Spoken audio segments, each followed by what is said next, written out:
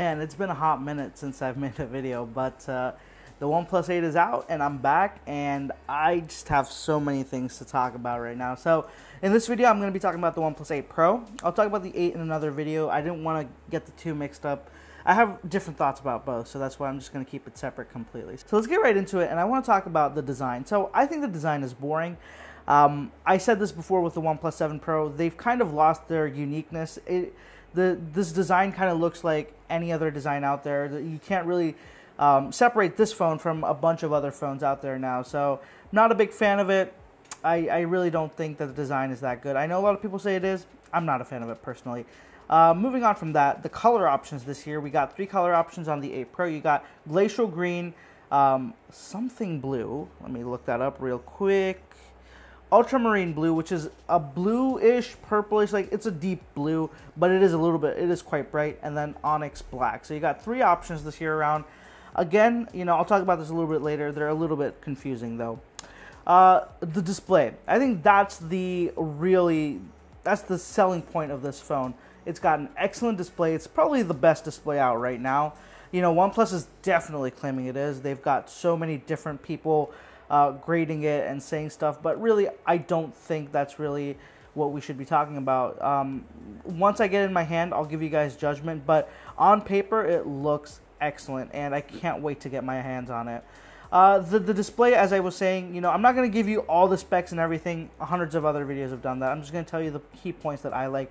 The display, it does have 1440p resolution, 120Hz refresh. It's got a hole punch camera instead of the pop-up. I'll talk about that a little bit later, as I said.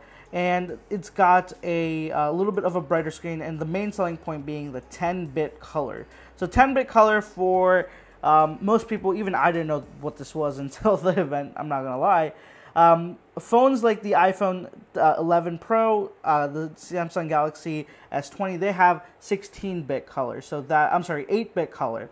So that means they have 16 million color combinations that they can use. The OnePlus, on the other hand, has 10-bit, which even though it sounds like a difference of only 2, it makes a big difference because you get 1 billion possible color combinations. A little bit over that, but I'm just saying 1 billion because it's easy. So over 1 billion colors combinations compared to the 16 million of the iPhone. So you're definitely going to get a lot more color accuracy there. However, I think that a lot of people won't be noticing this as much. Color is something that is very subjective, and I think that unless you've got very specific testing tools and comparison points, it's going to be hard to tell the difference, but it should really bump up the experience nonetheless. Talking about that hole punch design, I really do think it's a step back. The OnePlus 7 Pro had that beautiful full screen display, no intrusions, and I love that. It's one of the best things about that phone.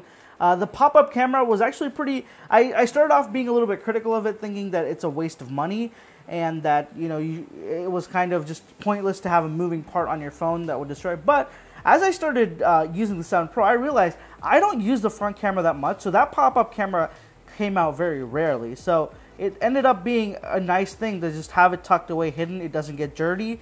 And mainly, it's got that privacy benefit. It's in there so nobody can look at you through it. So something that I thought was a very weird step back. Moving on, the Snapdragon chipset. Now, why I'm talking about it, I said I'm not going to repeat specs too much, but we have to talk about the Snapdragon chipset because this is the 865, and the 865 has this quirk where you can only get it with the 5G modem. So this is a 5G only chipset. So if you want the 865, you're going to have 5G. That means a more expensive chipset. You can't get the Snapdragon 865 with 4G. Otherwise, I'm sure OnePlus would have done that. But the 865 is 5G only. That means it's an expensive chipset, meaning an overall expensive phone. Now, this wouldn't be a problem, but 5G still isn't ready. We are nowhere close to being 5G ready. I say at least 2 years out. Many countries where these phones will be sold does not have a single 5G tower in place yet, including India, which is one of their biggest markets. Not a single 5G tower in the entire country, not a single carrier with even plans right now as to when they're going to be launching 5G. So paying that premium for this phone to buy something that they won't be able to use throughout the lifetime of the phone is very silly, pointless, and really just, it doesn't make sense to me. So, you know, Snapdragon aside, it's got the usual OnePlus, you know, killer specs. It's got the 8 gig or 12 gig RAM option. Kind of surprised they didn't go for a 16, but I'm guessing that'll come with a special edition. And 128 and 256 gigs of storage. Again, a little bit surprised they didn't add a 512, but probably going to be a special edition at some point. So, a little bit disappointing that they don't have a larger storage option just in case someone wants it. You know, with no SD card expansion, there are power users that do have a lot of data requirement, you know, a lot of data staying onto their phone locally, so would have been nice to just have the option. I'm not criticizing, I personally wouldn't buy one that's 512 anyways, but I thought it was just something that I would point out. Moving on to the battery. Now, battery is something that I had high expectations for. OnePlus has usually been pretty good with battery. They last most of the time throughout a day. Sometimes you need an extra charge up here and there, but they've been pretty good. So when the S20 Ultra launched with 5,000 milliamp hours, I really did expect OnePlus to match it or beat it because they're going to be using 120 Hz at 1440p compared to the 120 at 1080 that Samsung is using. So I was a little bit, you know, I had expectations, I'm not going to lie. But the battery turned out to be 4,510 milliamp hours, which is lower than the S20 Ultra. It's right around what the S20 Plus is. So a little bit disappointing. I think that they should have bumped up that battery just because it's got 5G, it's got that killer, you know, almost 7-inch display, the 1440p and 120 Hz. That's a lot to ask. That's a very power intensive display, and if you use this phone with a lot of screen on and scrolling, I think you're going to see a very massive battery hit. Again, I'm going to reserve judgment until it's actually in my hand and I can test it, but for now, I'm going to guess that the battery is going to be average at best. Talking about battery, we need to talk about charging. So the one thing, if you go back through the years of my OnePlus videos, the one thing that I have been adamantly, you know, completely roasting them for is their lack of wireless charging. And even though this year they finally give us wireless charging, they do it in a weird way. So now OnePlus gives you wireless charging. It supports up to 30 watts, which is incredible. It's just mind-blowing. Some phones, the iPhone doesn't support 30-watt wired charging, let alone wireless, so that's insane. But the thing is, you need to buy a proprietary OnePlus charger to get 30 watts. If you buy a normal Qi charger, it won't even charge above 5 watts. That's a big deal. Now, I get that 30 watt being proprietary, they need to do their own thing, but why is normal Qi charging limited to 5 watts? It should be at least 10 watts in my opinion. Everybody else is doing 10 watts. Samsung has 15 watts, even though similar to OnePlus, it only charges in their own chargers, but still they have the option. So I don't know why OnePlus has done this. It's very clearly limiting people. So if you were even considering wireless charging, you'd probably end up just spending the $70 for their charger instead of buying a generic one that is a lot cheaper. So that's something that I am kind of upset about. This is something that Apple would do. You know, just think about it. A proprietary charging solution to something that has been standardized across the board is something very Apple-esque. But even Apple hasn't done this. Apple has stuck to the very standardized Qi charging that is pretty much the industry standard right now. But OnePlus has not. They've gone out and done their own thing, and they've limited the standardized one to a very slow charging rate, which I don't, you know, it's weird because they keep saying speed and speed is important, but in situations like this, they're not afraid to just cap things. Moving on, the camera. So the cameras are the thing that I kept saying were going to make or break a flagship phone. So right now, the only thing really differentiating any flagship is camera. So the camera is the biggest purchase consideration, I think, that goes into these devices. You've got so many good cameras, so many varieties now that you can't be mediocre if you want to be in the $1,000. You have to stand out at something at least. You know, Pixel does a great job with still photography, portrait mode. They're still very good with that. iPhone is all around amazing and exceptional at video. Nobody touches them. Galaxy is a little bit, you know, a step behind, but they're pretty good all-rounders for people who want something on the Android side. And OnePlus, unfortunately, from what I've been observing, what I've been looking at with other reviewers, it seems OnePlus stays in that Samsung level of pretty okay. They don't go above and beyond. And I think that this was the year, if any, that they should have gone above and beyond. If you want people to move to a brand that has been known for being a cheaper alternative, there needs to be a reason. Nobody's willing to spend $1,000 on is just any brand. Let's be real, brand matters when you come to this price point. A high quality, a brand reputation is important when we look at this stuff. And if you want people to jump over, you need to give them better stuff than what your favorite brand does. That's the only reason they'll switch over, or they won't care. So I bet Samsung fanboy is going to look at the OnePlus and be like, yeah, this is what I'm going to switch to instead of the next Samsung. No Apple. Anyways, I don't think anybody's going to be cross-shopping an iPhone and a OnePlus, to be real. But I'm just saying, if you want it to be a flagship at the $1,000, $900 price point, you need to stand out. And the camera, unfortunately, doesn't. It's got 4 cameras. It's got a 48 megapixel camera that's the main camera. It's got OIS and EIS, so geostabilization. The ultra wide does not have either stabilization, but it does have a 120 field of vision, 120 degree field of vision. And then the telephoto lens, it does come in at a 8 megapixel camera. It does have optical image stabilization. So camera wise, it's okay. And then the 4th lens, which is the stupid one, I think, it's a color filter lens. So literally the only job it has is having the ability to add more filters to your photo. So I don't get why software couldn't do that, why they needed to add a camera for this.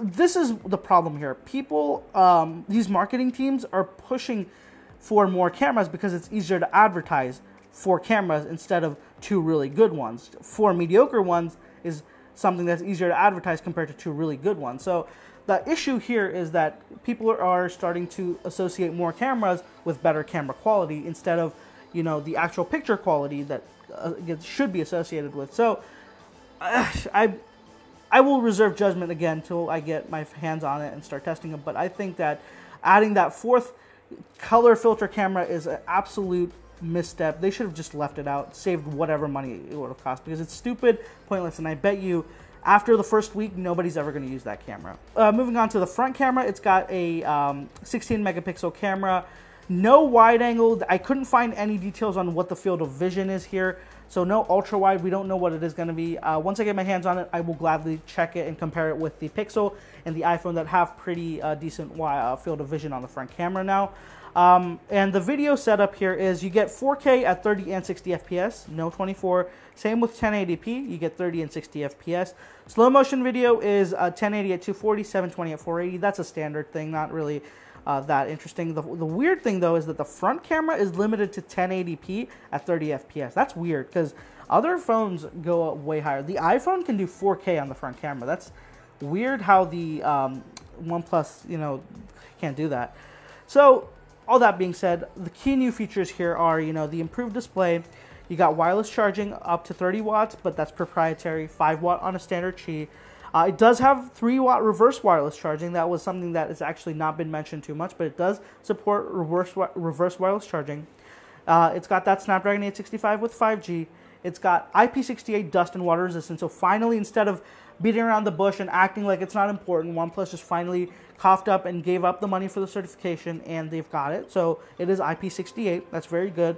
And again, it's got the 3 colors: ultramarine blue, glacial green, and onyx black. Now, as I said at the start of the video, the colors are a little bit confusing because they're only available on certain variants. So there are 2 variants, storage and RAM wise. You got the 8 GB with 128 gigs of storage, and then you got the 12 GB with 256. If you buy the 12 gigs, you get the option of blue and black. So that's the ultramarine blue and onyx black. But if you buy the 8 gig 128, you only have 1 color option. That's the glacial green.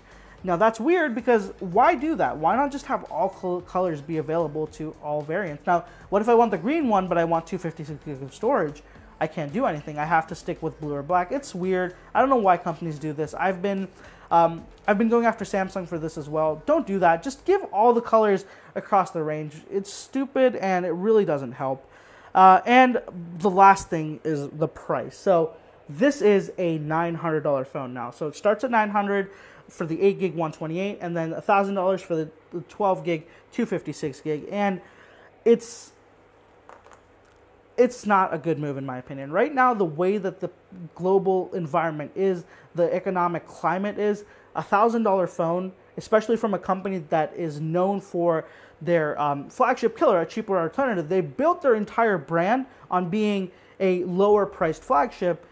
it's not the right time to launch a phone that is a full-on flagship. Samsung is suffering themselves. They've launched a expensive phone that no one is buying right now. And why would anybody? Like, look at the global climate right now. People are out of jobs. You know, the world is shut down in most places. There's a lot of uncertainty in these times, and nobody's going to want to spend $1,000 on a phone. Why would you? I would much rather keep that money safe, you know, see what the conditions are like, and once it blows over, maybe think about it. But the point is, by the time you do that, OnePlus is going to be ready with a new phone 6 months down the road, which is another big issue. You can't sell $1,000 phones and then have them get outdated 6 months later. People care about stuff like this. I know there's the defense that, you know, there's new technology and it keeps the phone fresh, but let's be real, there isn't much. It's a very superficial upgrade, and the only reason they do it is to milk their customers, their most loyal customers, and it's stupid. I don't recommend these phones 2 months, 3 months after launch, because I know that 3 months down the road there's going to be a new one, and whoever bought that phone is going to feel bad about it. Why didn't they just wait? So this is a tough phone to recommend, and I honestly don't think I will be recommending the OnePlus 8 to anyone who asks me, because it's not, I just can't see it right now. But I will give you guys a better look at it once I buy the phone. Right now, with the stage of lockdown and just, you know, everything the way it's going, I don't know when I'll be able to get one, when deliveries will happen. I will try my best to get one. So stay tuned for that. And if you want to know what I think about the OnePlus 8, that'll be out very soon as well. So be sure to subscribe to the channel. And if you haven't already, follow me on social media. I have all the links right down here. And just thank you so much, guys, for watching. And I hope you guys are safe during these trying times. Stay well, and I'll see you in the next one.